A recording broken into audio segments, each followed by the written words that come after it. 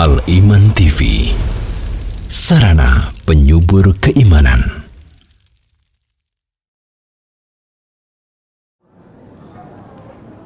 Innal hamdalillah nahmaduhu wa nasta'inuhu wa nastaghfiruh wa na'udzu billahi min shururi anfusina wa min sayyiati a'malina may yahdihillahu fala mudilla lahu wa man yudlil fala hadiya lahu wa asyhadu an la ilaha illallah wahdahu la syarika lahu wa asyhadu anna Muhammadan abduhu wa rasuluh. يا أيها الذين آمنوا اتقوا الله حق تقاته ولا تموتن إلا وأنتم مسلمون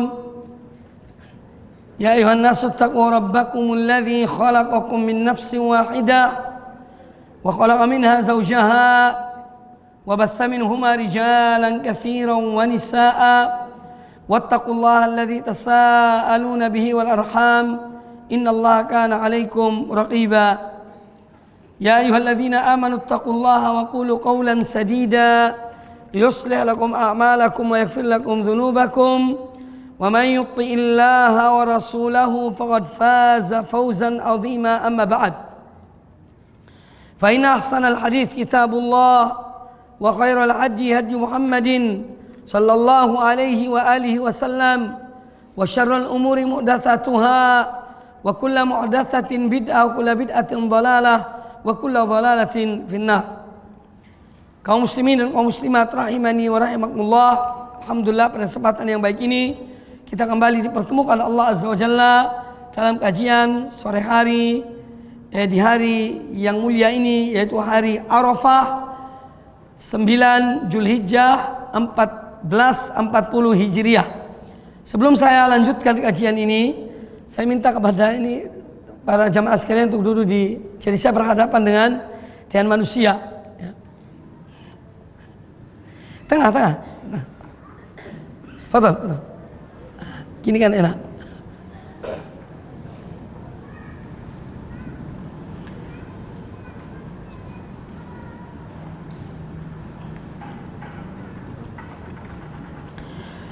Pada kesempatan yang baik ini insyaallah taala kita akan menyampaikan tentang materi yaitu min asbab al-maghfirah, di antara sebab-sebab yang dengannya seorang hamba mendapatkan ampunan Allah Subhanahu wa taala.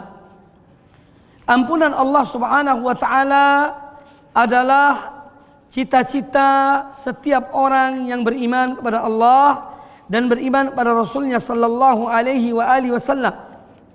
Makanya kita melihat di dalam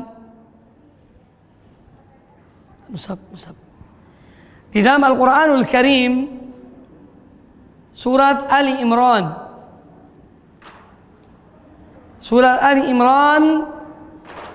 ayat yang ke ana suruh Quran kok ente Allah yahdik.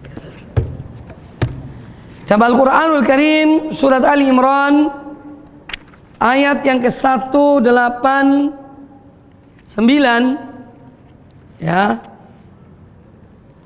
Allah Subhanahu wa taala berfirman, dalam ayat yang ke-193 Allah Azza wa Jalla berfirman tentang orang-orang beriman, kaum mukminin, orang-orang yang saleh. Mereka berdoa kepada Allah Azza wa Jalla. Dan iman yang ada pada mereka bertawassul kepada Allah Subhanahu wa taala. Rabbana innana sami'na munadiyan yunadi lil iman. Wahai Rabb kami, wahai Tuhan kami, innana sami'na munadiyan, sesungguhnya kami telah mendengar seorang penyeru. Yang seorang penyeru yunadi lil iman, yang dia menyeru kepada keimanan, yaitu nabi atau rasul, para anbiya dan para rasul, yang mana dia menyeru kepada al-iman. An aminu birabbikum, hendaklah kalian beriman kepada Rabb kalian. Hendaklah kalian beriman kepada Tuhan kalian. Fa'amanna, maka kami pun, yakni menjawab panggilan seorang yang menyuruh itu. Maka kami pun beriman. Fa'amanna. Rabbana faghfir lana dhunubana. Maka wahai Rabb kami, ampunilah akan dosa-dosa kami. Wa kaffir anna sayyiatina, dan hapuslah akan kesalahan-kesalahan kami. Wa tawaffana ma'al abrar, dan matikanlah kami bersama orang-orang yang berbuat baik. Nah, di sini dalam ayat ini Allah Subhanahu wa taala menyebutkan tentang orang-orang beriman yang mereka adalah orang-orang yang menerima, yang menjawab seruan para rasul, seruan para anbiya, seruan para dai yang mengajak kepada Allah Subhanahu wa taala untuk beriman. Maka mereka beriman. Lalu apa yang mereka minta? Dan menjadikan iman itu sebagai tawassul, ya, untuk mendapatkan ampunan Allah Subhanahu wa taala. Jadi apa yang menjadi cita-cita mereka setelah mereka beriman adalah agar Allah mengampuni dosa-dosa kami. Dan mereka menyebutkan fa'amanna, yang setelah kami mendengar seorang penyeru menyuruh kami, an aminu birabbikum, berimanlah kalian kepada Rabb kalian. Fa'amanna, maka kami pun beriman. Lalu apa yang mereka minta setelah mereka beriman dan menjadikan iman sebagai wasilah, ya, untuk mendapatkan ampunan Allah Subhanahu wa taala? Lalu mereka berdoa pada Allah Azza wa Jalla, Rabbana faghfir lana dzunuban. Maka ya Allah, dengan sebab iman kami itu, maka ampunilah akan dosa-dosa kami.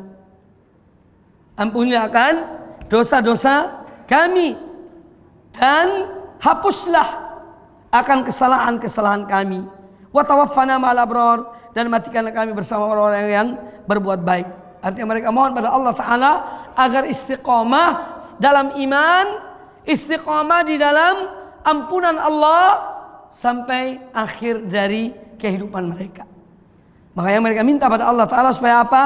Supaya Allah wafatkan mereka, supaya Allah matikan mereka bersama orang-orang yang berbuat baik. Ya, ini sama dengan firman Allah Ta'ala dalam ayat yang saya bacakan tadi, surat Ali Imran ayat 104. Ya ayyuhalladzina amanu, wahai orang-orang yang beriman, ittaqullaha haqqa tuqatih, bertakwalah kamu kepada Allah dengan sebenar-benar takwa. Ya, wala tamutunna illa wa antum muslimun. Dan janganlah sekali-kali kalian mati kecuali dalam keadaan Islam. Apa artinya? Supaya istiqomah di atas iman, istiqomah di atas Islam, istiqomah di atas amal soleh, agar husnul khotimah. Ya, karena urusan kematian itu bukan urusan kita. Urusan kematian itu urusannya Allah Ta'ala. Seorang mati, apa akhir dari kehidupannya? Apakah dia mati husnul khotimah atau su'ul khotimah, kita tidak tahu.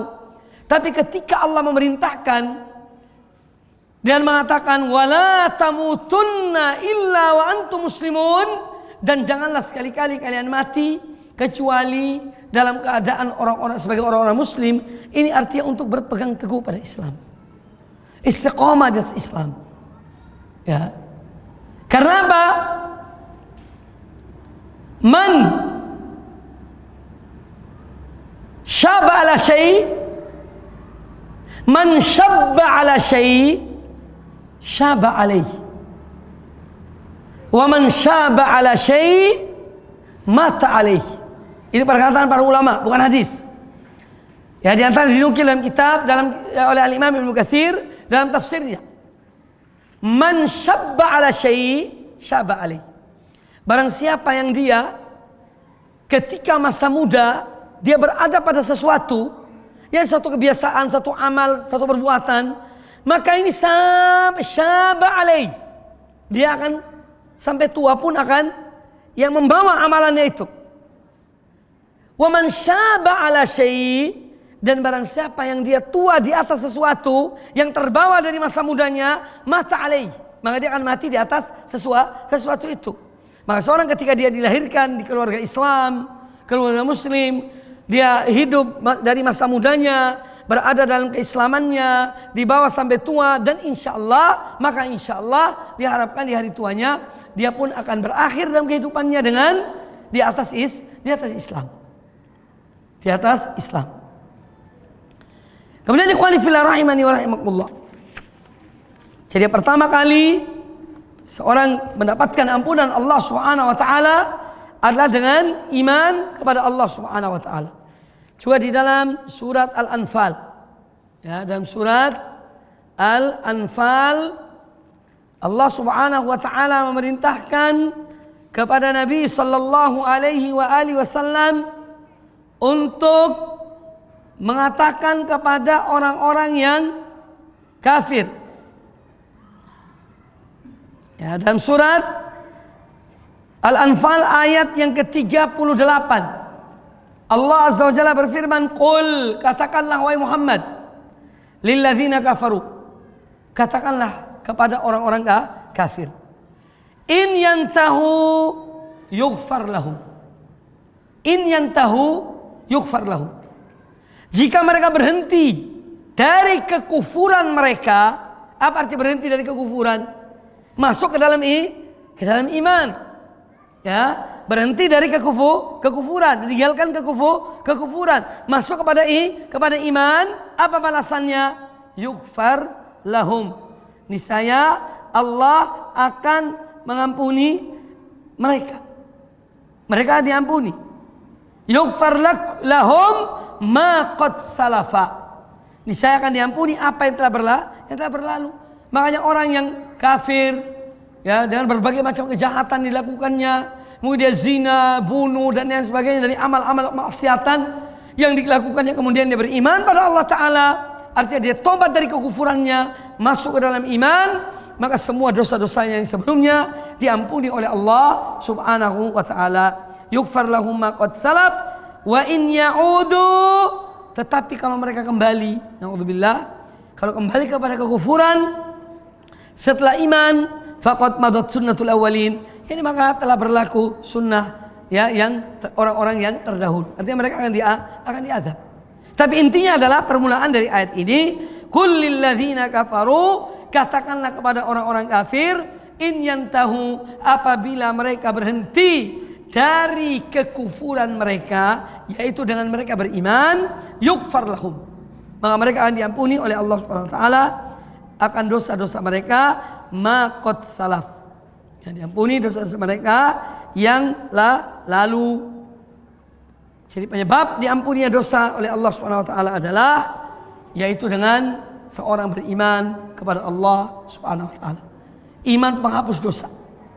Makanya Allah Ta'ala berfirman, wal asri, demi masa, innal insana lafi khusrin, sungguhnya semua manusia itu merugi, berada dalam kerugian, illal ladzina amanu wa amilus shalihat wa tawassaw bil haqq wa tawassaw bis sabr.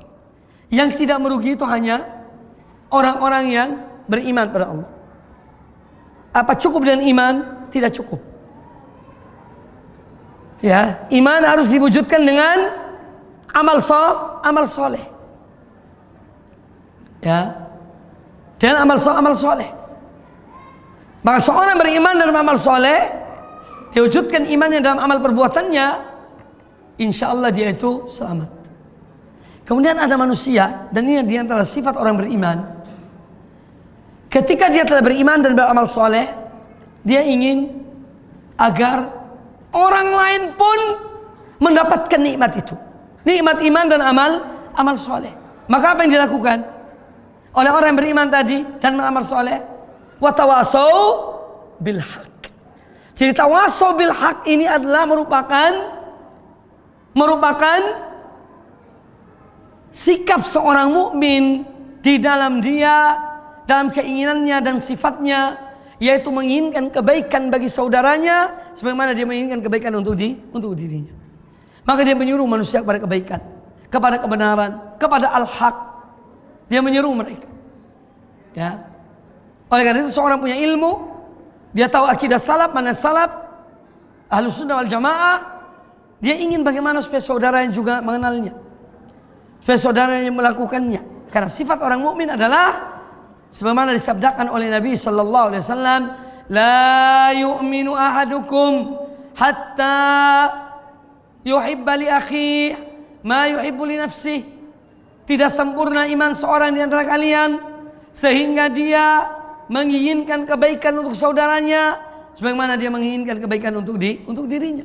Maka ada tawasau bil haq, menyampaikan kebenaran. Nah, orang yang menyampaikan kebenaran itu akan mendapat tantangan. Ya, akan mendapatkan tantangan. Ya, dia dikata-katai, dia dibenci, dia dimurkai. Maka apa setelah itu? Tawasau bis sabar, harus sabar. Nah, ini sifat orang-orang yang tidak merugi. Yang mereka mendapatkan kemenangan di dunia ini. Salah satunya adalah ampunan dari Allah Subhanahu wa taala. Ya, jadi di antara sifat kaum mukminin adalah menginginkan kebaikan untuk saudaranya. Maka dia berupaya untuk menyampaikan kebenaran kepada saudaranya. Kemudian di antara sebab yang dengannya seorang mendapatkan ampunan Allah Subhanahu wa taala adalah dia bertakwa kepada Allah. Ya, takwa. Bertakwa pada Allah. Ya. In tattaqullaha, yang Allah Ta'ala berfirman tentang orang yang bertakwa, wa man yattaqillaha, barang siapa bertakwa pada Allah Ta'ala, yaj'al lahu min amrihi yusra, Allah mudahkan urusannya. Barang siapa bertakwa pada Allah, Allah akan menjadikan baginya furqanan. Ya, Allah jadikan dalam dirinya, dalam hatinya, dalam dirinya furqan, pembeda antara yang hak dan yang batil. Ya, dan Allah akan mengampuni orang-orang yang bertakwa. Ya. Jadi di antara sifat atau di antara keutamaan bertakwa pada Allah Azza wa Jalla adalah di antara sebab yang dengannya seorang mendapatkan ampunan Allah Azza wa Jalla adalah dengan dia bertakwa kepada Allah Subhanahu wa taala. Karena orang yang bertakwa pada Allah Taala, dia akan diberikan pembeda oleh Allah dalam dirinya antara yang hak dan yang batil. Ya. Dan Allah akan mengampuni dosa-dosa orang yang berbuat atau yang bertakwa pada Allah Azza wa Jalla. Ikhwani fillah rahimani wa rahimakumullah. Kemudian di antara sebab yang dengannya seorang mendapatkan ampunan Allah Azza wa Jalla adalah memperbanyak amal-amal kebaikan, amal-amal soleh. Ya, setiap dia berbuat satu dosa, misalnya satu kesalahan, maka dia ikuti dengan amal kebaikan. Ya, jadi amal kebaikan akan menghapus dosa seseorang, ya, dari apa yang pernah dia lakukan. Sebagaimana Allah Ta'ala berfirman dalam surat Hud, ya, surat Hud ayat yang ke 114. Allah Ta'ala berfirman, innal hasanati yudhibnas sayyiat, sesungguhnya perbuatan-perbuatan yang baik itu akan menghapus perbuatan-perbuatan yang buruk. Seperti dalam surat Hud ayat yang ke-114. Innal hasanati yudhibnas sayyiat, sesungguhnya perbuatan-perbuatan baik akan menghapus perbuatan-perbuatan yang buruk. Seseorang kalau dia berbuat satu kesalahan, segera berbuat baik. Dan berbuat baik itu Allah akan menghapus dosa-dosanya. Dan ini disabdakan oleh Nabi sallallahu alaihi wasallam dalam hadis riwayat Imam Tirmidzi.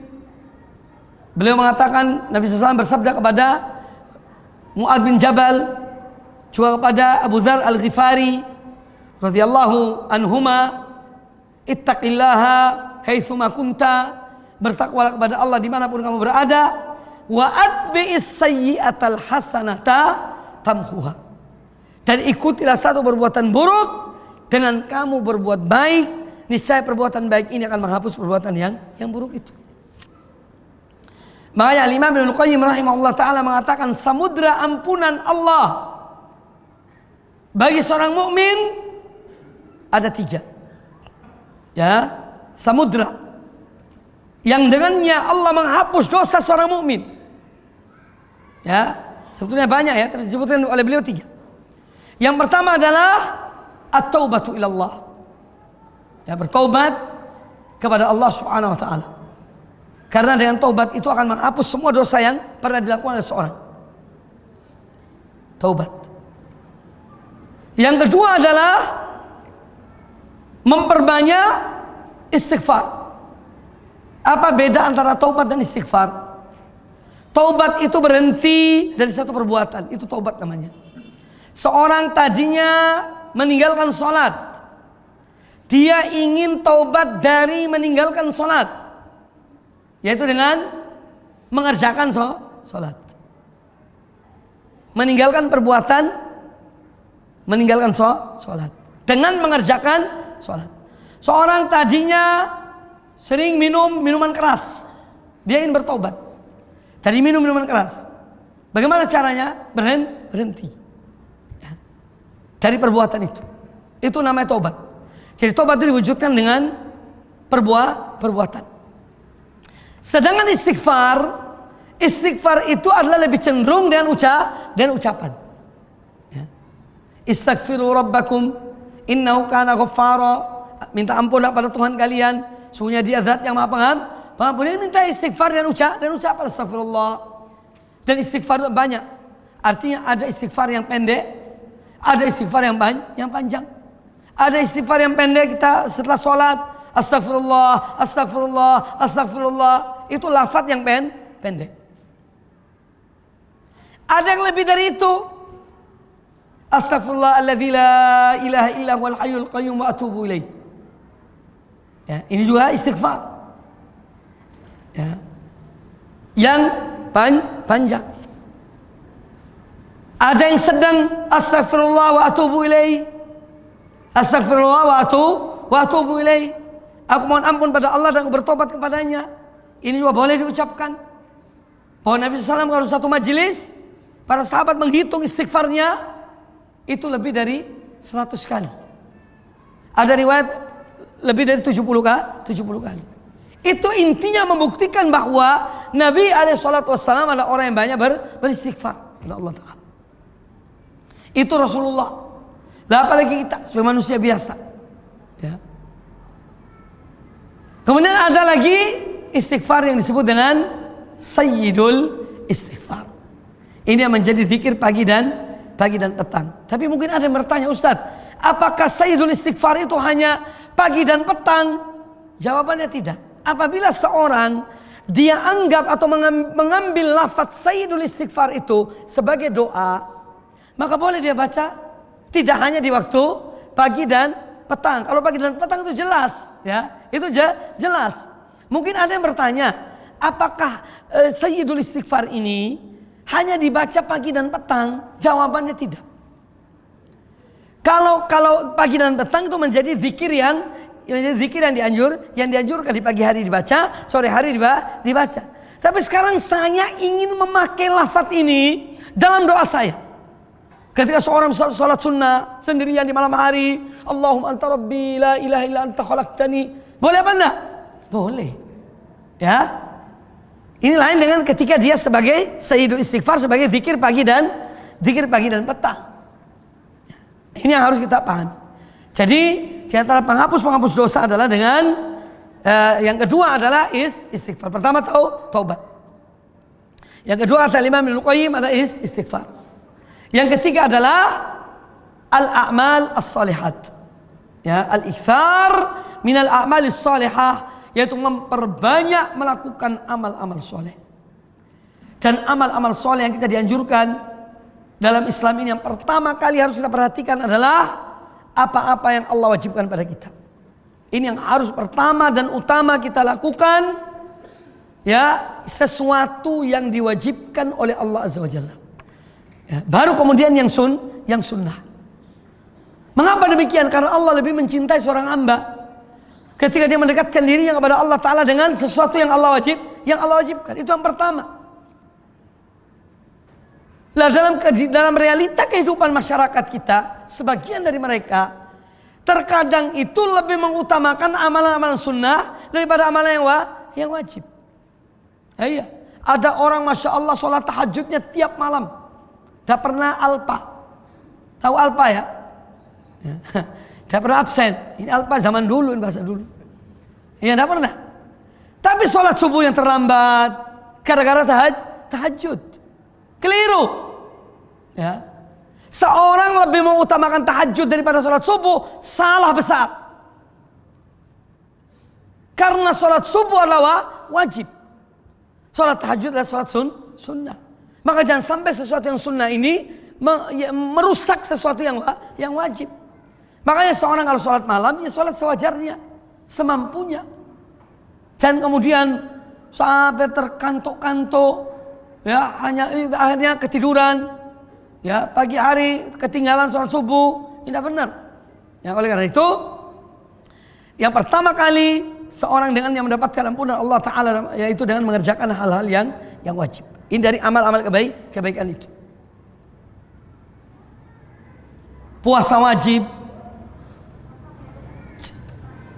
Ada orang lebih mengutamakan puasa sunnah daripada puasa wajib.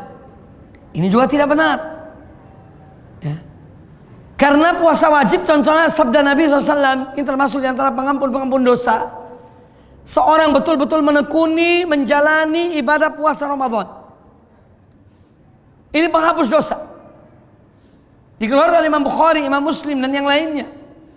Dari Abu Hurairah radhiyallahu anhu, Nabi SAW bersabda, "Man shoma Ramadhana imanan wa ihtisaban, ghufira lahu ma taqaddama min dhanbi." Ya. Barang siapa yang dia sholat di bulan Ramadan, puasa di bulan Ramadan dengan sungguh-sungguh, ya, puasa Ramadan, puasa wajib, ya, karena terdorong oleh iman kepada Allah dan mengharapkan apa yang Allah janjikan, iman dan ihtisaban, ghufira lahu ma taqaddama min dhanbi, maka akan diampuni dosa-dosa yang terdahulu. Ya. Jadi amalan-amalan yang wajib ini yang harus lebih diutamakan. Baru kemudian yang sunnah. Sunnah pun penting. Jangan dikira sunnah itu untuk ditinggalkan, keliru. Ya. Cuma yang ingin kami tekankan pada kesempatan yang baik ini adalah agar seorang itu jangan sampai karena amalan-amalan sunnah dia melalaikan, ya, atau menomorduakan amalan yang wajib. Zakat yang wajib, Sholat sunnah tidak lebih utama daripada sholat wajib. Sedekah yang sunnah tidak lebih utama daripada zakat yang merupakan kewajiban. Puasa sunnah tidak lebih utama daripada puasa wajib. Ya. Sekarang misalnya ada puasa Arafah. Ini orang, misalnya wanita yang dia ini punya hutang puasa Ramadan, itu sibuk hitung kapan ya sekarang Arafah. Iya Arafah. Lah yang wajibnya sudah belum. Lah ini satu bentuk kekeliruan. Bukan berarti tidak menggubris puasa Arafah ini, tidak. Tapi jangan seorang betul-betul dia menghitung hari-hari tentang puasa-puasa sunnah, tapi dia melalaikan puasa wajib yang belum diqadha'nya. Ya. Puasa Syawal juga begitu. Hendaklah seorang itu mendahulukan puasa yang wajib. Seorang wanita haid di bulan Ramadan, buang puasa 6 hari, tidak puasa. Datang bulan Syawal atau 7 hari, yang didahulukan puasa Syawal. Yang didahulukan itu puasa wajib. Ini yang lebih wajib daripada puasa Syawal yang 6 hari. Kecuali ada pengecualian. Seorang wanita haid punya tanggungan puasa 7 hari atau 6 hari. Selama Syawal, dari 1 Syawal sampai tanggal 24 Syawal, memang tidak sempat dia berpuasa. Entah mungkin karena sakit atau yang lainnya, ya. Sehingga sisa hari itu sisa 6 hari dari bulan Syawal. Nah, dalam kondisi ini boleh dia mendahulukan puasa Syawal, ya. Tidak mengapa dia mendahulukan puasa Syawal, karena memang puasa Syawal terbatas oleh waktu. Sementara sisa harinya dari bulan Syawal hanya sisa 6 hari, ya. Karena sebelumnya belum sempat dia mengqadha puasanya. Nah, dalam kondisi ini boleh dia puasa awal, nanti puasa wajibnya setelah Syawal itu. Nah, ini contoh, sekedar contoh tentang mengutamakan yang wajib daripada yang sunnah. Yaitu tetap lebih utama yang wajib. Seorang misalnya di hari kiamat kelak datang, dia tidak melakukan amalan sunnah sama sekali, taruhlah begitu, tapi semua yang wajib dilakukan, sholat 5 waktu, puasa di bulan Ramadan, ya, zakat malnya, ya, dia punya kemampuan berharta, haji, dia melakukan ibadah haji. Intinya yang wajib dia lakukan, amalan sunnah tidak ada, ya. Kira-kira masuk surga apa enggak? Masuk surga. Masuk surga. Jadi janganlah seorang itu lebih mengutamakan amalan-amalan yang sunnah yang menyebabkan melalaikan amalan yang wajib. Tetap utamakan yang wajib. Dahulukan yang wajib. Karena orang mendahulukan yang wajib itu ada bagian dari makna takwa dalam dirinya. Yang mana Allah Ta'ala berfirman, innama yataqabbalullahu minal muttaqin. Sesungguhnya Allah menerima hanya dari orang-orang yang bertakwa. Ya, Allah menerima dari orang-orang yang bertakwa. Nah, ketika dia memperhatikan betul yang wajib, ini arti ada ketakwaan dalam dirinya. Karena dia tahu yang wajib itu wajib dikerjakannya. Yang supaya dicermati masalah ini, bahwa amalan yang wajib yang termasuk hasanat, yang paling utama dari hasanat penghapus dosa itu adalah yaitu yang diwajibkan oleh Allah Subhanahu wa taala. Sedangkan yang sunnah itu adalah untuk mengangkat derajatnya. Sebagaimana Allah Ta'ala berfirman dalam surat Al-An'am, ya. Allah Ta'ala mengatakan, walikullin darajatun mimma amilu. Setiap orang memiliki derajat sesuai apa yang diamalkan. Nah, sekarang orang yang sholat tahajud, baca Al-Quran, selain yang wajib, ya, baca yang wajib, semua yang wajib lakukan. Kemudian selain yang wajib itu dia bangun di malam hari, menjelang subuh 1 jam sebelum subuh bangun wudu, sholat tahajud, ditutup dengan witir. Ada hari-hari puasa sunnah, dia kerjakan puasa sunnah. Ada waktu baca Quran, dia baca Al-Quran. Dan seterusnya dari amalan-amalan yang tidak wajib. Masa sama dengan orang yang hanya mengerjakan yang wajib? Ya tidak mungkin sama. Oh, yang satu ada amalan-amalan yang dikerjakannya, yang lain selain yang wajib. Makanya Allah Ta'ala mengatakan, walikullin darajatun mimma amilu. Setiap orang memiliki derajat sesuai dengan apa yang dikerjakan. Maka amalan-amalan sunnah itu adalah untuk mengangkat derajat seseorang, mengangkat derajat kemuliaannya, ya. Dan itu bagus kalau seorang bisa mengerjakan. Itu hal yang lebih utama. Tapi yang keliru adalah seorang yang mendahulukan yang sunnah, kemudian meremehkan, menggampangkan yang wajib. Itu yang salah. Jadi 3 samudra penghapus dosa seorang yang berdosa dari umat ini, yaitu dengan taubat pada Allah Azza wa Jalla dari dosa yang dikerjakannya. Yang kedua, memperbanyak istighfar. Dan orang memperbanyak istighfar itu, insya Allah doa-doanya terkabul, ya. Allah mudahkan urusannya. Orang berbanyak istighfar. Kemudian yang ketiga adalah dengan memperbanyak amal-amal kebaikan, amal-amal soleh. Nah, di antara amalan soleh penghapus dosa adalah memperbanyak sedekah. Perbanyak sedekah, ya. Bahkan sedekah itu ada dua macam. Ada sedekah yang kalau yang wajib jelas, yaitu zakat, itu wajib. Ya. Kalau ada sedekah yang sunnah. Sedekah yang sunnah. Sedekah yang wajib itu lebih utama, itu zakat. Dalam pandangan ulama lebih utama kalau diumumkan. Mengapa zakat itu lebih utama diumumkan? Zakat mal atau zakat apa saja yang dizakati? Karena dengan mengumumkan zakat seorang, yang pertama adalah agar tidak menimbulkan fitnah. Bahwa fulan orang kaya ini tidak mengeluarkan zakat. Ya. Meskipun diumumkan itu bukan harus diumumkan di tengah masyarakat, tapi paling tidak ada orang yang tahu, ya. Apalagi kalau dulu ada zaman yang ada pegawai khusus karyawan untuk memungut zakat. Bagaimana di zaman Nabi SAW, para ulama Rasyidun, itu ada orang-orang yang memang tugasnya adalah apa? Mendata hartanya kaum muslimin. Fulan min fulan, datangi, punya hewan berapa, sapinya berapa, untanya berapa, kambingnya berapa. Ya. Sudah berapa lama dia memiliki harta ini. Ya. Itu ada pendataan untuk mereka mengambil zakat itu. Ya. Tapi sekarang tidak ada. Siapa yang mau didata? Tidak ada yang mau didata. Iya.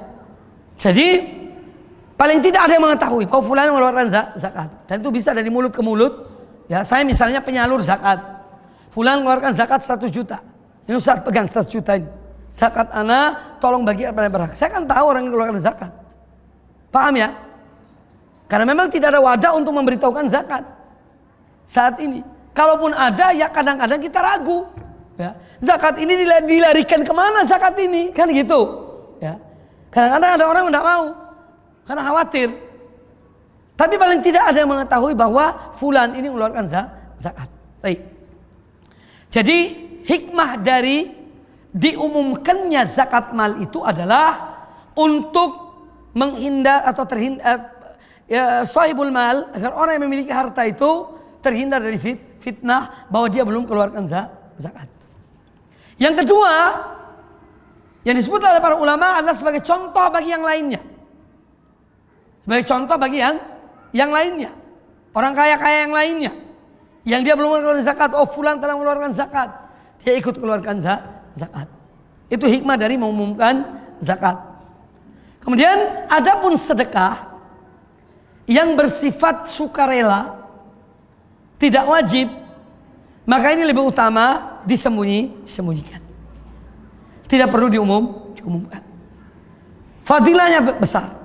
Di antara keutamaannya, orang yang menyembunyikan sedekahnya, yaitu apa yang disabdakan oleh Nabi SAW dalam hadis riwayat Imam Bukhari, Imam Muslim, dan yang lainnya, Abu Daud termasuk, tentang 7 golongan yang mereka akan dinaungi oleh Allah dengan naungannya dari kiamat, yang mana pada hari itu tiada naungan kecuali naungan Allah. Salah satu disebutkan di situ dari 7 golongan itu, wa rajulun tasaddaqa bi shadaqatin fa akhfaha. Dan seorang yang dia memberikan sedekah dan satu sedekah dan dia sembunyikan sedekahnya. Hatta la ta'lama shimaluhu ma tunfiqu yaminuhu. Sampai-sampai tangan kirinya tidak mengetahui apa yang diinfakkan oleh tangan kanannya. Yani orang terdekat dia tidak tahu bahwa dia memberikan sedekah. Istrinya, anaknya, sekretarisnya tidak tahu. Ya, intinya orang-orang terdekatnya. Itu tidak mengetahui dia memberikan sedekah tersebut. Itu salah satu keutamaan sedekah yang disembunyikan.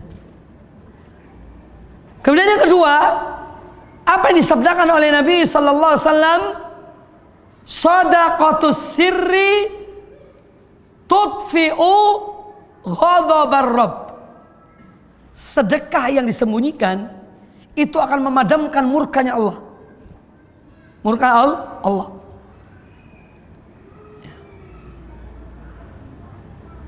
Bahwa sedekah yang disembunyikan akan memadamkan murka Allah. Shadaqatus sirri tudfi'u ghadabar Rabb. Kemudian hadis yang lain kata Nabi SAW, tapi tentang hadis sedekah secara umum, ya, bahwa as-sadaqatu tudfi'u al-khati'ata kama yudfi'u al-ma'un nar. Sedekah itu memadamkan dosa seorang sebagaimana air memadamkan api. Jadi sedekah itu ada yang disembunyikan, ada yang tidak disembunyikan. Ya. Sedekah yang disembunyikan itu lebih utama. Tapi kadang-kadang ada orang perlu sedekah itu untuk dia menjadi contoh. Tapi betul-betul niat karena Allah Ta'ala. Ya, bukan untuk riya. Kalau untuk riya jangan lakukan. Tapi kalau dia ingin memberi contoh, maka lakukanlah. Sebagaimana ketika Nabi SAW setelah usai sholat, ada sekelompok orang datang dari kabilah datang dalam keadaan yang sangat minim, tak punya apa-apa mereka. Bahkan pakaian pun hanya menutup aurat. Mereka datang dalam keadaan susah. Maka Nabi SAW mukanya berubah.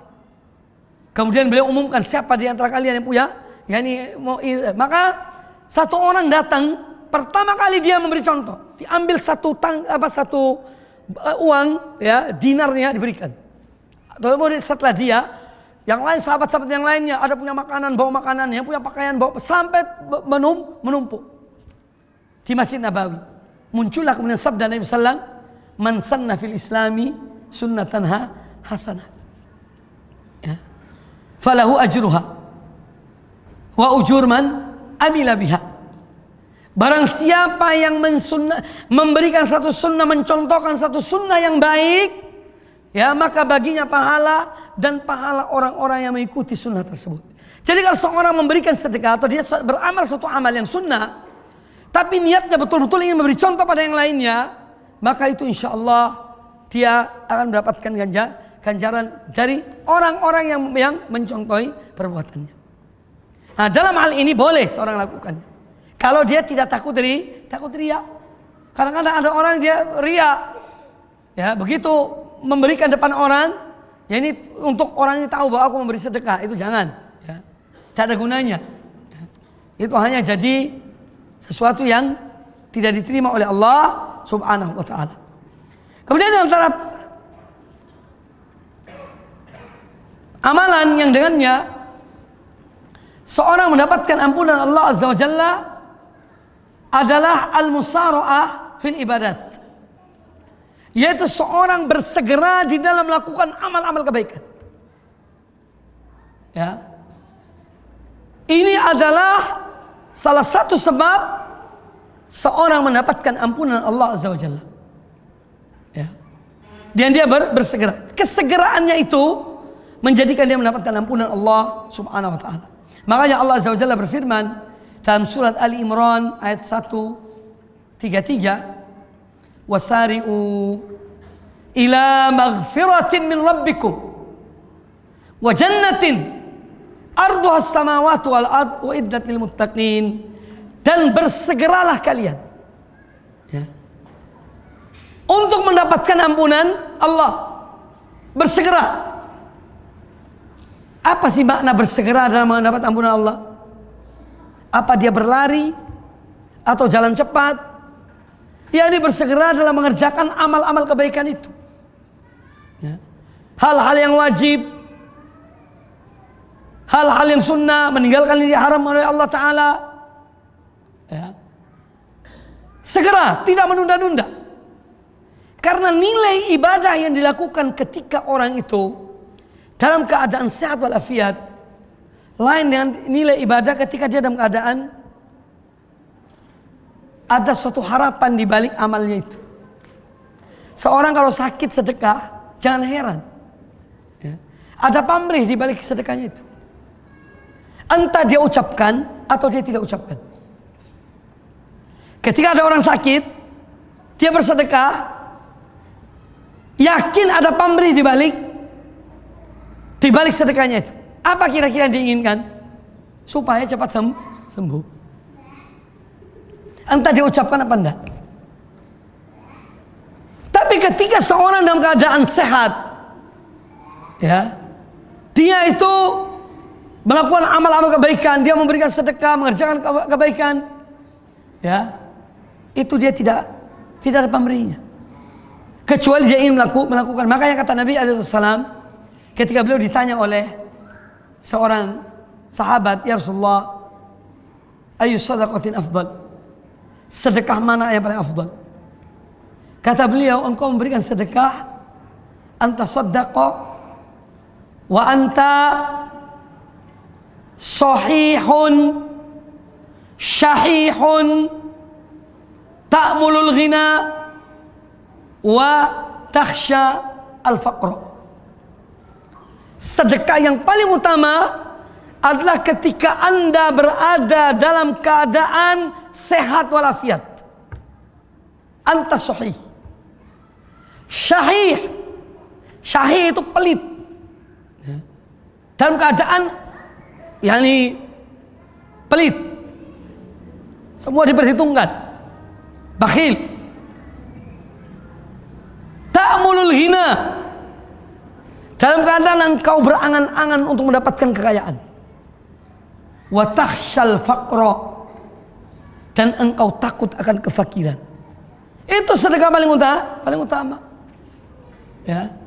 Di saat seorang dalam keadaan sehat, ya, pelit, ingin cepat kaya, takut miskin, tapi dia keluarkan, ya. Dan ini bagian dari musyaroah, bagian dari bersegera kepada Allah Subhanahu Wa Taala dalam mengerjakan amal-amal kebaikan. Jangan menunggu saat sakaratul maut baru laula akhartani ila ajalin qarib fa asaddaqa wa aqum minas shalihin. Ya Allah, tangguhkanlah aku, ya, untuk waktu yang dekat agar aku bisa memberi sedekah dan agar aku bisa untuk mendapatkan untuk menjadi bagian dari orang-orang soleh. Itu ada tujuannya. Jadi amal yang dikerjakan dengan segera dalam satu amal kebaikan ini akan punya pengaruh besar dalam mendapatkan ampunan Allah Subhanahu wa taala. Sari'u ila maghfiratin min rabbikum wa jannatin. Segeralah kalian kepada ampunan Tuhan kalian dan kepada surga yang luasnya seluas langit dan bumi, disiapkan untuk orang-orang yang beriman. Untuk orang-orang bertakwa. Kemudian di antara sebab yang dengannya seorang mendapatkan ampunan Allah Azza wa Jalla adalah dengan dan melakukan semua amal-amal ibadah yang Allah perintahkan rukun Islam ini, ya, mulai dari kalimat syahadat, kemudian sholat 5 waktu, ya, puasa di bulan Ramadan, zakat dan haji, semua ini penghapus dosa. Mana Ustaz? 2 kalimat syahadat sudah tadi. Ketika seorang memeluk Islam, masuk Islam, Allah menghapus dosanya. Kemudian ada lagi satu amalan yang kita dianjurkan membaca 2 ini. Siapa yang tahu kira-kira?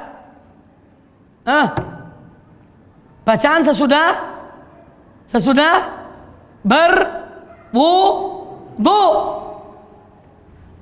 Ya, wudu itu sendiri penggugur dosa. Tidaklah seorang hamba berwudu dia membasuh 2 tangannya melainkan dosanya berguguran bersamaan dengan berjatuhannya air wudu.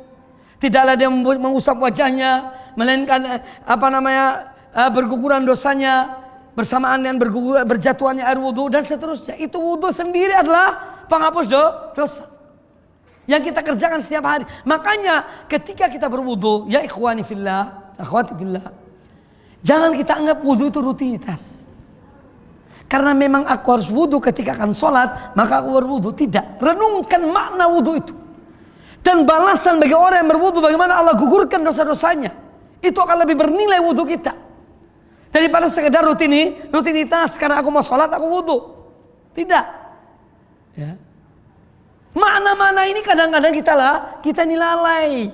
Ketika kita mengamalkan, karena apa? Karena dialah amalan yang rutinitas, setiap hari kita lakukan. Itu masalahnya. Ya. Itu masalahnya. Padahal amalan-amalan ini ringan, rutinitas, ya, fadilahnya besar. Setiap tetesan air wudhu itu menggugurkan dosa seorang. Makanya seorang ketika misalnya dia baru berbuat dosa, entah melihat yang haram atau yang lainnya, maka ketika dia berdoa, Allah mudah-mudahan wudhu aku ini, ketika dia membasuh wajahnya, menghapus dosa mataku ketika melihat yang haram. Hadirkan makna itu, ya. Hadirkan makna tersebut. Maka wudhu akan bernilai. Setelah berwudhu, kemudian apa yang diucapkannya? Asyhadu an la ilaha illallah, asyhadu anna Muhammadan abduhu wa rasuluh. Allahumma ij'alni minat tawwabin waj'alni minal mutatahhirin. Apa kata Nabi SAW? Orang yang melakukan demikian, maka dia disuruh memilih masuk pintu surga dari pintu mana saja. Surga itu. Apa ada orang masuk surga dan diampuni dosanya? Tidak ada. Setiap yang masuk surga itu adalah orang-orang yang sudah terampuni dosanya. Tak ada orang berdosa masuk surga, tidak ada. Makanya Allah Ta'ala mengatakan, wasari'u ila maghfiratin min rabbikum wa jannatin. Ampunan didahulukan baru surga. Karena tidak mungkin seorang masuk surga tanpa mendapatkan atau sebelum mendapatkan ampunan dari Allah Subhanahu wa Ta'ala. Jadi dua kalimat syahadat. Kemudian salat dengan wudhunya sudah fadilahnya wudhu menggugurkan dosa. Salat 5 waktu sendiri menggugurkan dosa. Ibarat seorang mempunyai satu sungai depan rumahnya, di pintu rumahnya, dia mandi setiap hari 5 kali, maka tidak akan ada tersisa dari kotorannya ini dari dosanya. Ya. Itu salat. As-salawatul khamsu wal jumu'atu ilal jumu'ati, ya, wa ramadhan ila ramadhan, wa al umratu ilal umrati mukaffiratun lima bainahuma. Kata Nabi SAW, salat yang 5 waktu, salat Jumat ke Jumat berikutnya, Ramadhan ke Ramadhan berikutnya, umrah ke umrah berikutnya adalah penghapus dosa di antara keduanya. Ya. Jadi salat yang 5 waktu yang kita kerjakan adalah bagian dari penyebab atau amalan yang dengannya mendapatkan ampunan Allah Subhanahu wa Ta'ala. Itu sholat. Kemudian zakat. Jelas zakat penghapus dosa. Ya. Dan sudah sebagian dijelaskan tadi. Dan ancaman orang yang mengeluarkan zakat juga berat. Akan disetrika dengan setrikaan api neraka. Orang yang mengumpulkan hartanya, emasnya, peraknya, harta bendanya tidak dizakatkan, naudzubillah, akan mendapatkan azab. Kemudian puasa di bulan Ramadan juga penghapus dosa. Ya. Kemudian haji, melakukan ibadah haji. Wal hajjul mabrur laisa lahu jazaa'un ilal jannah. Haji yang mabrur tidak ada balasan baginya kecuali surga. Artinya orang yang terampuni dosanya dengan ibadah haji dia yang mabrur. Jadi ikhwani fillah rahimakumullah, apabila kita cermati 5 arkanul Islam ini, semua ini adalah penghapus dosa. Makanya seorang mengerjakannya betul-betul dengan ikhlas karena Allah Ta'ala, renungkan maknanya, hadirkan ya niat yang benar dalam mengerjakan amalan-amalan itu. Ya. Ini semua sebagai penghapus dosa. Baik. Kemudian di antara amalan yang dengannya seorang mendapatkan ampunan Allah Subhanahu wa Ta'ala adalah dengan dia memohon ampunan itu dengan mengakui kezalimannya. Jadi mengakui kesalahan, kemudian meminta ampun pada Allah setelah mengakui kesalahan penyebab diampuninya dosa itu. Ya. Jadi mengakui kesalahan dosa yang kita lakukan itu salah satu penyebab seorang diampuni oleh Allah SWT. Banyak contohnya, banyak dalilnya. Di antara dalilnya adalah apa yang dibacakan oleh Nabiullah Adam alaihissalam setelah berbuat dosa, ya, melakukan memakan buah yang dilarang oleh Allah Ta'ala, maka mereka mengakui dosanya. Rabbana zalamna anfusana wa illam taghfir lana tarhamna lanakunanna minal khasirin. Beliau mengakui, dan Adam dan Hawa, wahai Rabb kami, sungguh kami telah menzalimi diri kami. Nabiullah Musa alaihissalam ketika membunuh seorang dari kabilah Fir'aun, waktu itu belum menjadi seorang rasul, belum diangkat jadi nabi, tapi dia orang mengenal Allah, karena dia bakal seorang nabi. Setelah membunuh, apa Nabi Musa berkata? Ya, Rabbi inni zalamtu nafsi faghfirli, faghfara lahu. Ya, Rabbi ighfirli, Rabbi inni zalamtu nafsi. Wahai Rabbku, wahai Tuhanku, sesungguhnya aku telah menzalimi diriku, yakni dan membunuh orang ini. Faghfirli, maka ampunilah dosa aku. Langsung Allah mengampuni dosa Musa alaihissalam, Nabi Musa alaihissalam. Maka mengakui kesalahan, dosa ini akan menjadi sebab seorang diampuni oleh Allah Subhanahu wa taala. Ya. Jangankan ya, Allah mempunyai perumpamaan yang lebih. Manusia itu kalau dia berbuat salah, kemudian dia datang pada orang yang dia berbuat salah dengan rendah hati, dia mengakui kesalahannya. Ya, orang yang diperlakukan kesalahan itu, dia akan iba pada orang itu, kesian orang ini. Dia udah minta maaf, ya, maka dimaafkan. Maka Allah, perumpamaan lebih bagi Allah Subhanahu wa taala. Ya. Oleh karena itu mengakui dosa seseorang ini adalah satu penyebab Allah mengampuni dosanya. Yang berat tuh kalau orang salah tidak mau ngaku kesalahannya. Ya. Sudah, Allah Ghafurur Rahim, lakukan saja, gampang nantilah. Kata salah, minta ampun pada Allah. Katakanlah bahwa engkau menzalimi dirimu dan tidak ada yang mengampuni kecuali Allah. Maka Allah akan mengampuni hamba-hambanya. Bahkan Allah mencintai, Allah senang kepada seorang hamba yang datang pada Allah Ta'ala, ya, dengan dia mengakui kesalahannya. Makanya ketika Abu Bakar Siddiq radhiyallahu anhu datang kepada Nabi SAW, mengatakan kepada beliau, ya Rasulullah, ajarkanlah kepada aku satu doa yang aku ucapkan dalam sholatku. Maka beliau kemudian mengajarkan. Insyaallah ada yang hafal, ada yang belum. Yaitu apa doanya? Allahumma inni zalamtu nafsi zulman katsira, ya, wa la yaghfiru dzunuba illa ant, faghfirli maghfiratan min indik warhamni innaka antal ghafurur rahim. Itu doa mengakui kesalahan. Disunnahkan dibaca sebelum salam ketika sholat. Yang belum hafalkan. Banyak buku-buku doa. Salah satu itu disebutkan. Ada buku Ustaz Yazid, ada buku saya tentang senjata ampuh pada bagi orang mukmin, itu kumpulan doa, juga nukil. Hafalkan, amalkan. Ya. Seorang dan dia mengamalkan, akan dia insyaallah dia akan hafal. Jadi mengakui kesalahan, ya, akan menjadikan seorang hamba dapat ampunan Allah Subhanahu wa taala. Termasuk amal-amal sunnah yang kita lakukan insyaallah mudah-mudahan diterima oleh Allah Azza wa Jalla, yaitu puasa hari Arafah. Kata Nabi sallallahu alaihi wasallam, aku berharap puasa di bulan puasa Arafah ini diampuni as-sanah allati qablah was-sanah allati ba'dah. Setahun yang sebelumnya dan setahun yang sesudahnya. Itu juga salah satu penyebab mendapatkan ampunan Allah Subhanahu wa taala. Tapi tidak kemudian memberi sugesti, kan aku sudah puasa Arafah, ya. Sudah diampuni yang setahun sebelum dan setahun berikutnya. Berarti sudah ada panjarnya. Setelah Idul Adha mulai lagi buka daftar baru, ya. Jangan, bukan itu maksudnya. Ya.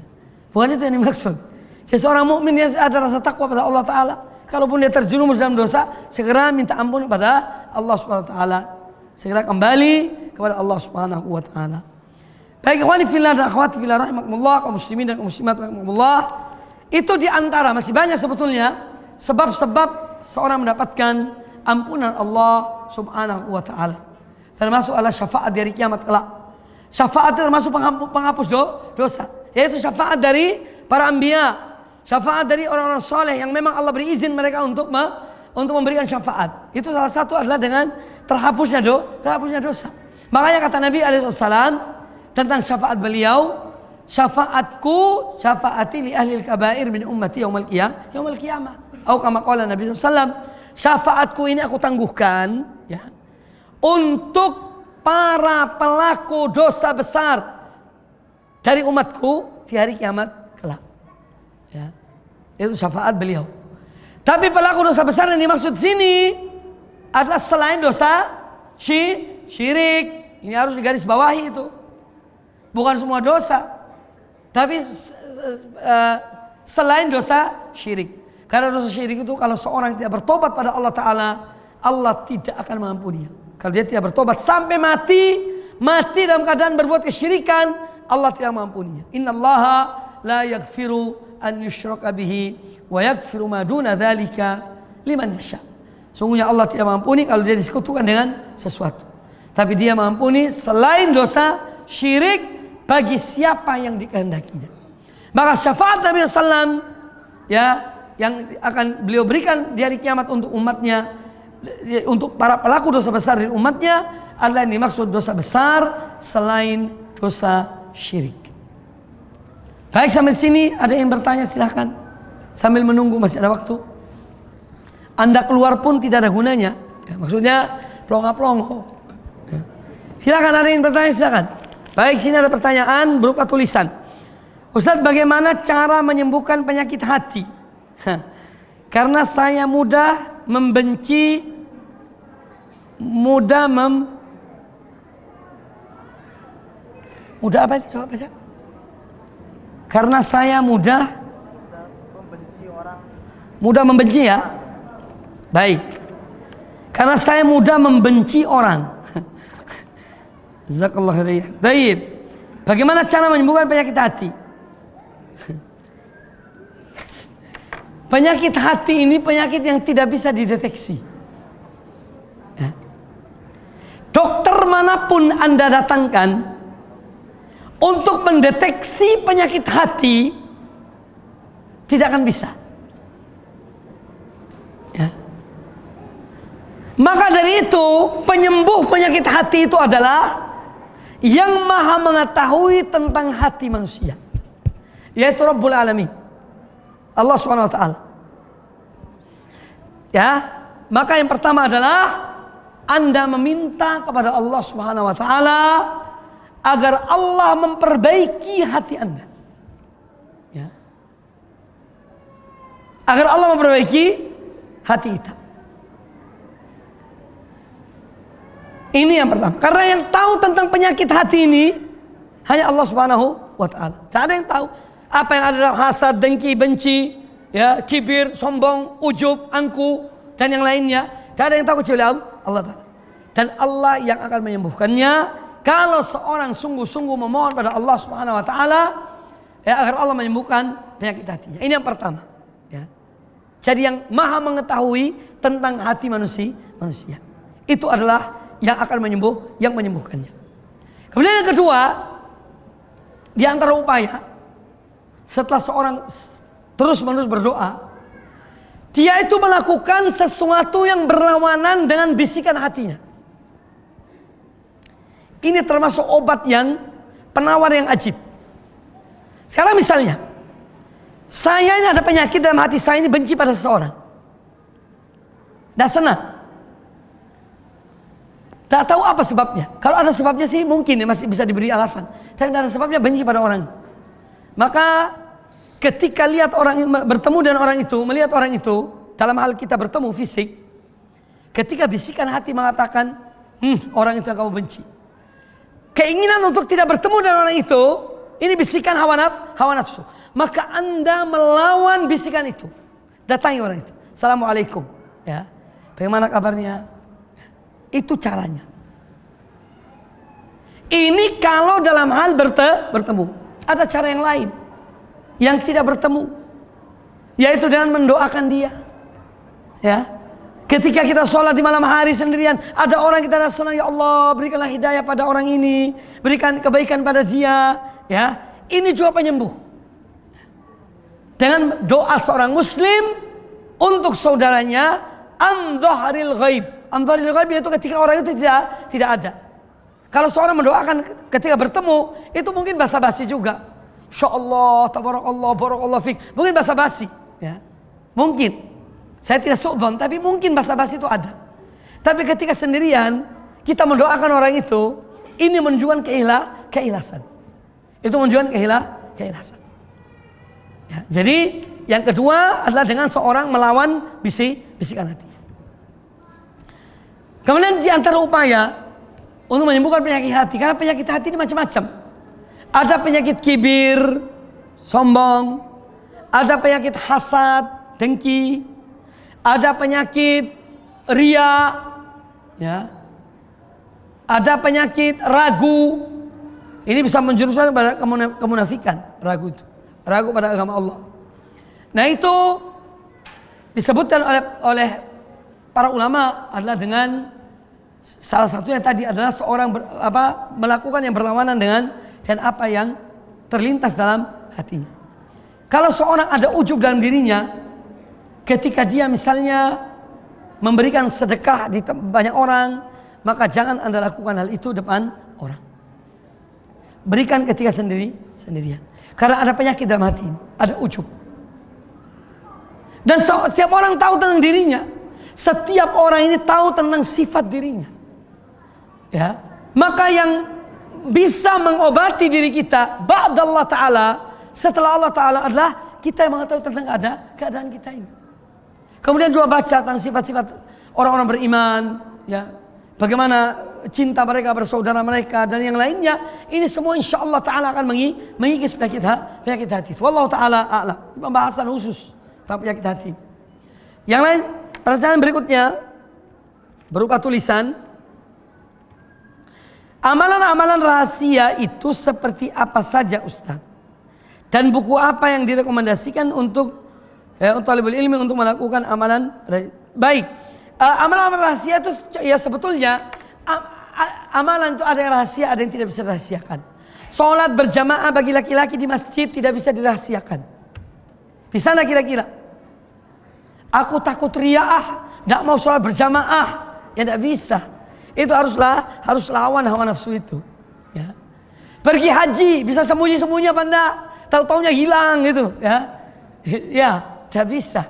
Mesti didaftarkan. Ada pengumumannya, fulan ini haji tahun ini, ya. Ini hal-hal yang tidak bisa dirahasiakan. Maka ini kita harus melawan. Kalau ada hal-hal yang ria atau lain sebagainya, harus melawan hawa nafsu itu. Tapi amalan-amalan yang sunnah itu, amalan-amalan yang bisa dirahasiakan adalah amalan-amalan yang bersifat sunnah. Salat malam, sedekah yang ini, yang rahasia, menasihati saudara. Anda melihat saudara orang ini yang berbuat penyimpangan, kita memanggil orang itu, fulan, ana ada perlu sama kamu, ke rumahku yuk. Kemudian rahasia betul-betul dari hati ke hati pada orang itu. Ya. Daripada saya berbicara di masjid, tapi hati ke hati jauh lebih masuk. Daripada menyindir di khutbah Jumat, atau nyindir di ceramah, atau bikin kaset, bikin video, ya itu malah tidak bagus. Ya. Tapi kalau hati ke hati itu akan jauh lebih mengena. Ya. Itu contoh nasihat, ya, dalam hal menasihati seseorang. Banyak sih amalan-amalan yang bersifat sembunyi. Intinya seorang kalau dia merasa ujub, merasa ini, selama amalan itu bisa disembunyikan, sembunyikanlah. Ya. Tapi kalau amalan yang tidak mungkin disembunyikan seperti tadi, sholat berjamaah dan yang lainnya, amalan-amalan yang tampak, ya mau tidak mau harus melawan hawa nafsu. Wallahu a'lam. Ada yang ingin bertanya langsung? Silakan ya.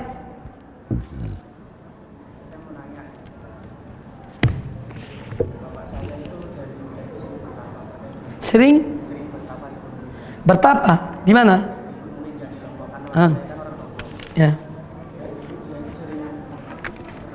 Tapi kalau marah, dia punya pegangan. Kalau marah itu sering melukai diri sendiri. Contohnya kalau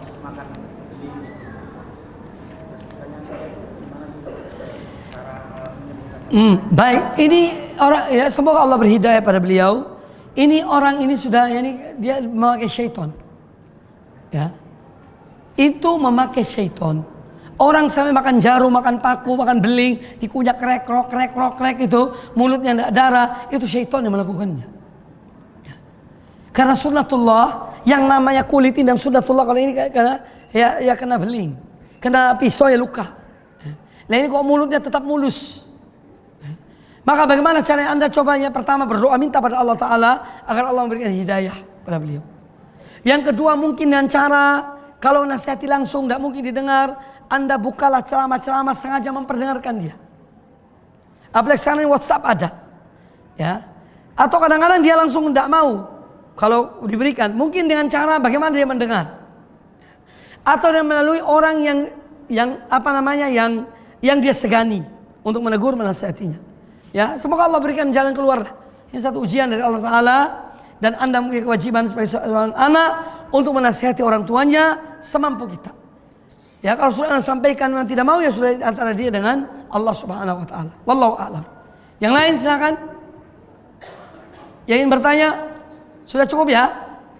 Berapa menit lagi? 10 apa? 15? Baik, masih ada pertanyaan enggak? Itu apa itu? Pertanyaan? Baik, saya kira cukup ya. Semoga apa yang disampaikan bermanfaat bagi kita semuanya. Dan semoga Allah Ta'ala menganugerahkan kepada kita ilmu yang bermanfaat dan amal yang soleh. Dan juga semoga amal-amal kita diterima oleh Allah Azza wa Jalla. Dan semoga di hari yang mulia ini kita mendapatkan ampunan Allah Subhanahu wa Ta'ala.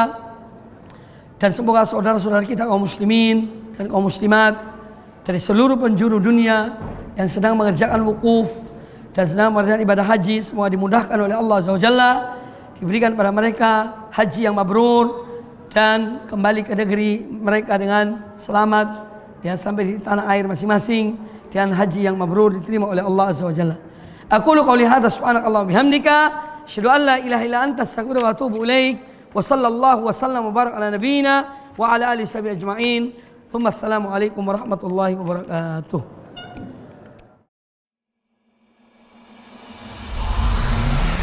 Al-Iman TV, sarana penyubur keimanan.